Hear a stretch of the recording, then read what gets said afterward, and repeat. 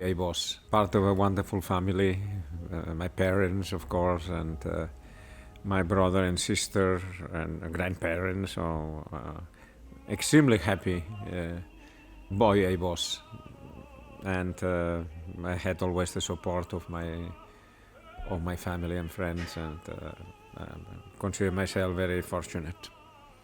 There was a lot of interesting music in Spain at the time, of course. You in fact went to see, I think, Aida when you were 7 or 8 years old with Renata Tebaldi. This was one of the first exciting I think I was 7 years old, and my father he accompanied me to the 5th floor of the Gran Teatro del Liceo in Barcelona, and by coincidence that evening Renata Tebaldi was singing Aida. You're absolutely right, yeah. And so we're talking about more than 60 years ago, believe it or not.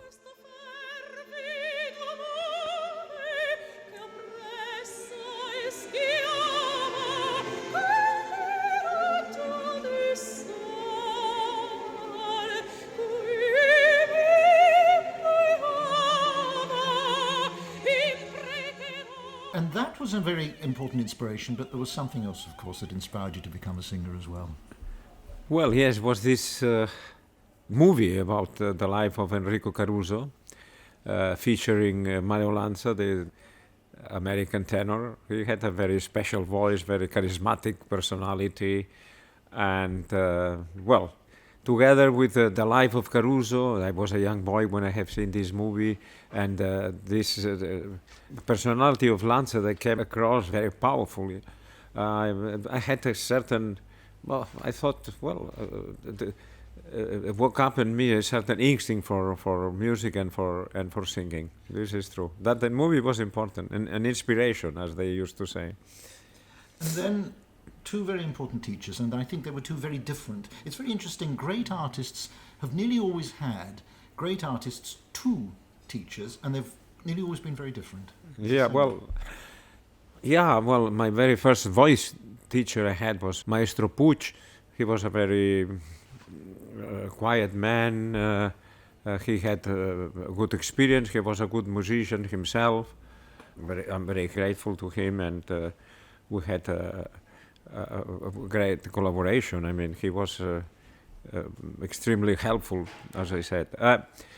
But at a certain point, I thought, I need something else. I need somebody that gives me a grip, you know. And then I started working with Maestro Ruach. It was not a teacher at all. He was a guy with whom I discuss about music, about opera, about singing, how to produce the voice, what is good to do, particularly what is not good to do. Well, but he followed my instinct I had for singing and for music, and well, it was extremely helpful, and I had a wonderful relationship with him. And then, of course, somebody very important came into your life as you made your debut in the role of Flavio in Norma Caballé, and this was to be a terribly important part of your life as a friend and also as a partner on stage very soon, wasn't it? Well, yes,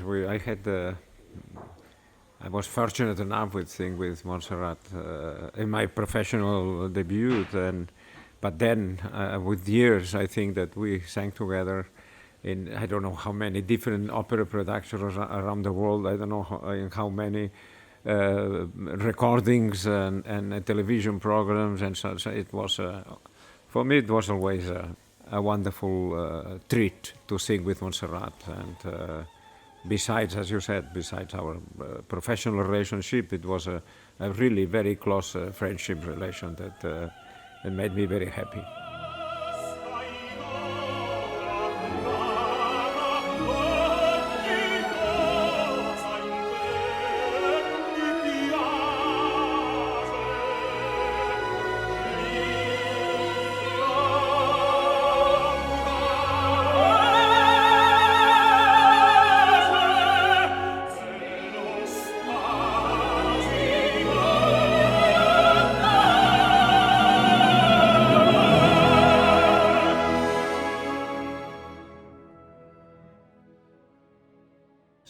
for us to recognize your meticulous concern at following the composer's instructions. You've always been so concerned to do this, and of course I marvel always at the range of colour in your voice and the range of what you're doing, but you have always been following absolutely precisely what the composer wrote, and Verdi, one of the most precise and demanding of all the composers. For instance, Riccardo in Un ballo in maschera.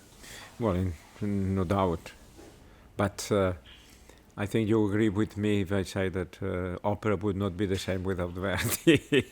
So it's what a status, what a figure of unbelievable. And I think that we all artists, we are very, very not only thankful, but completely subyugado. I don't know. Indebted.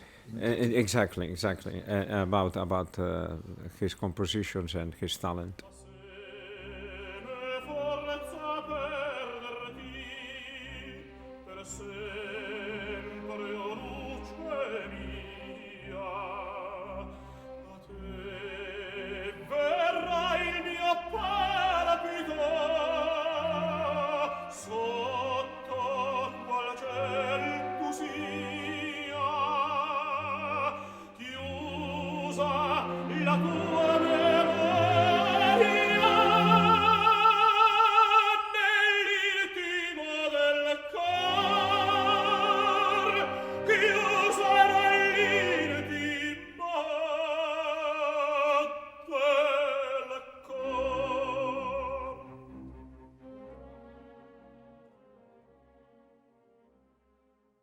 And then, of course, in complete contrast to that, we look at a role which I think is one of the greatest masterpieces, underrated role, and wonderful with you, Degria in Manolescu. Mm-hmm. I love this recording you made with Kirita Kanoa.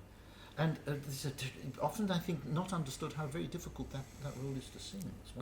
This also because together with dramatism, it has to be the voice of almost a teenager. And particularly the first and second half, and it's very taxing. It's a very difficult role, but one of the most beautiful roles for singing. Oh, it's unbelievable. Donna, non vidi mai simile a questa.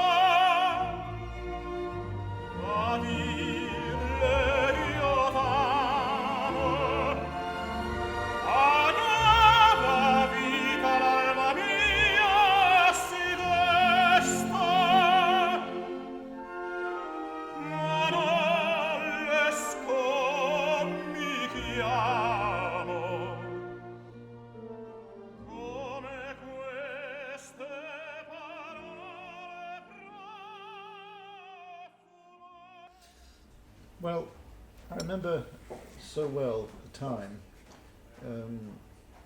shocked everybody was when you were diagnosed with leukemia. And I think it's a miracle, very movingly described in your book, of course, how you overcame this dreadful thing.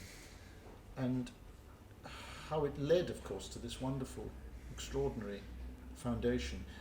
If you would feel able to perhaps talk about how you overcame this terrible, terrible disease and how it led to these wonderful things, if you don't mind me asking you that. No, not at all. Look, out of very difficult, severe moments, also positive things appear, and this is the situation. I had this very severe illness. I'm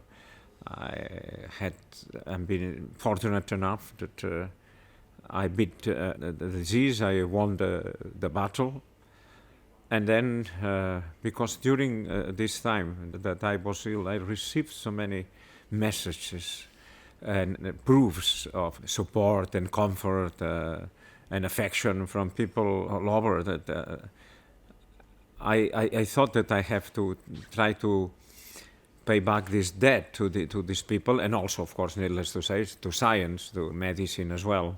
And this is what we established, the foundation that is fighting against leukemia. And I have to say, and I say this without being presumptuous, I think that we are doing a good job. I think that I've been lucky enough that I'm surrounded with the right people from the scientific side and also from the administrative business promotion side as well, and communicating sides as well. And the foundation is doing very well. Now we are finishing the construction of a building near Barcelona. It's a center for research, exclusively concentrated in research against leukemia. And this is a center that is almost unique in Europe. And I try to put my enthusiasm to that, of course, and to, as I said, to try to give back to society and to science what I have been so lucky to receive. But one of the most important elements, it seems to me, of the success of this is the association of your art and your name with this wonderful, wonderful research to help this terrible disease. Because there is a link between the spirit of art and people's love of music and the ability that music does have to heal, to help, where music has an extraordinary role to play. And I think this might be a good moment to ask you, actually, particularly with the focus of what we're talking about at the moment with the foundation. But of course you give your gala concerts, don't you, each year, which are raising funds for yes, we try to do so. For so many years we did different concerts around the world. Then every year around Christmas time we have a very important gala in the national German TV, 3 hours gala where we appeal for donations. And I have to say that in the last 20 years, we did for over 20 years now, we reached, due to the generosity of the people, we reached, I believe, 200 million euros.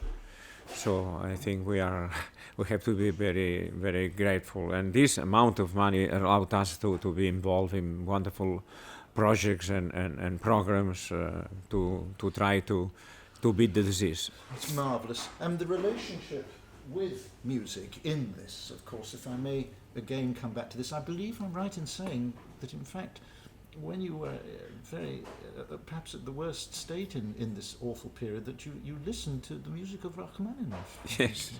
I don't know why, really, because I always loved this piece of music, the concerto, piano concerto number 2. But it happened that I had this with me in a little cassette and with the earphones, and I was listening to this piano concerto one time after the other. I don't know, that gave me probably a kind of peace inside myself to listen to this piano concerto. And I don't have an explanation for that, why this piece of music could have been anything else. But it was, and of course, needless to say, I think now it became a kind of soundtrack almost of my life.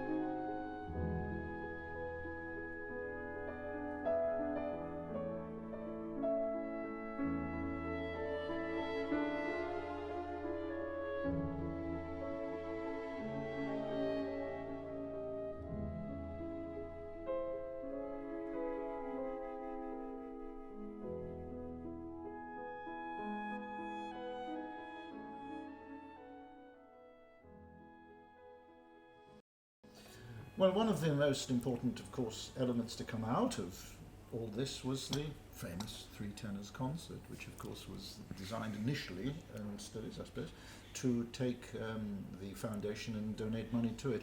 And this, I wonder whether you had ever thought, when we had the Three Tenors, that it would be such a success and that it would bring music to such a huge range of people, because in many ways it created a new era, you know. Well, I don't think we thought at all that this is going to be the way it was.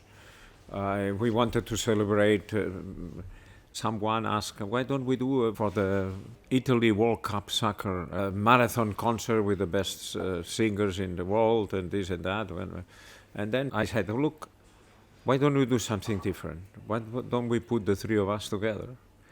And that was right after my recovery, no? And I talked to Luciano and I talked to Placido, and they, from the very first moment, were very fond of the idea, and they collaborate from the very first moment, and that, like this has been born the Three Tenors concert. And I think that this concert went to a much more general type of audience, people that they were not familiar with this kind of music, with this kind of singing. And they got interested because of the three of us on stage. Huh? And I think there's the positive aspect of that concert that we enjoyed very much together, and was we had lots of fun, I have to say. Granada, tierra ensangrentada en tardes de toro, perché conserva el embrujo de los ojos moros.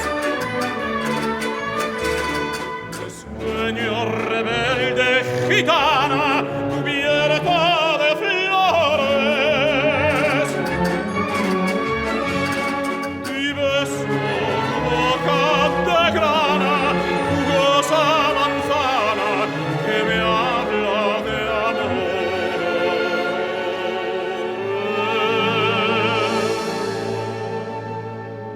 amores. Granada, Manora cantada en Well, just 2 or 3 years after that, a very important event here, Stifeli of Verdi. Absolutely seemed to me was you. You know, this man who is complex and full of conflict, but he forgives. It's very moving, I think. Wonderful opera.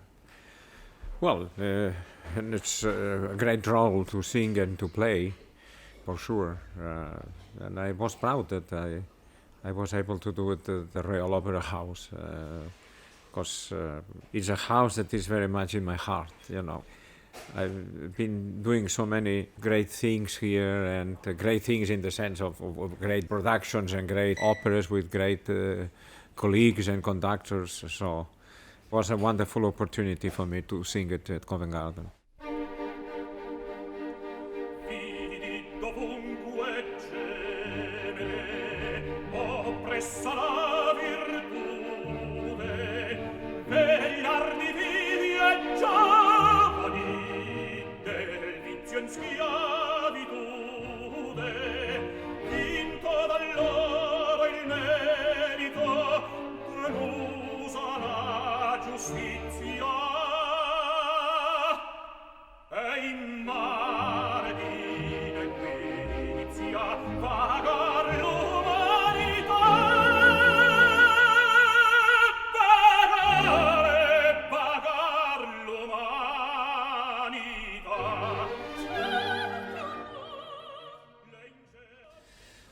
Just recently, a very important event, El Juez, and this remarkable new opera by Christian Kolonovits, which deals with obviously a subject that must be very, very close to you indeed, showing us that even now that you can write a new opera that can be strong, powerful, dramatic, gripping and beautiful.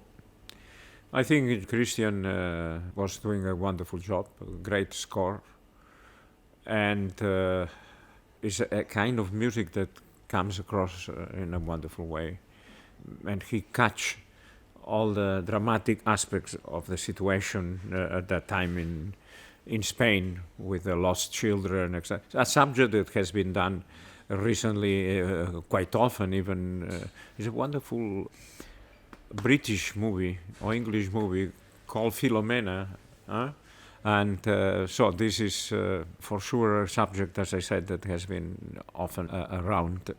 And it is close to me because I was alive already in Spain when these kind of things were happening in the 60s and in the 70s. And it has been great for me to be able to play this role of this judge that was against all these practices from, I don't mention, which had certain aspects of the Spanish society at the time. I'd like to finish just by asking you the future for opera. Are you optimistic, or what? Perhaps let me ask it in a different way. I mean, what's your feelings for the young singers today, for them, and what they may perhaps be looking to do and thinking about? It's difficult. Well, sometimes I meet with young singers from all over the world. Now armies of young Asiatic students from Korea, from Japan, from China, needless to say, and it's wonderful. So that means that opera it would be alive. But what we can offer them, that's the point. It's easy to criticize and say, the people are not doing, the administration, they don't do enough, the opera houses, they don't know. We all know how difficult is the situation in the artistic and the musical and the operatic world.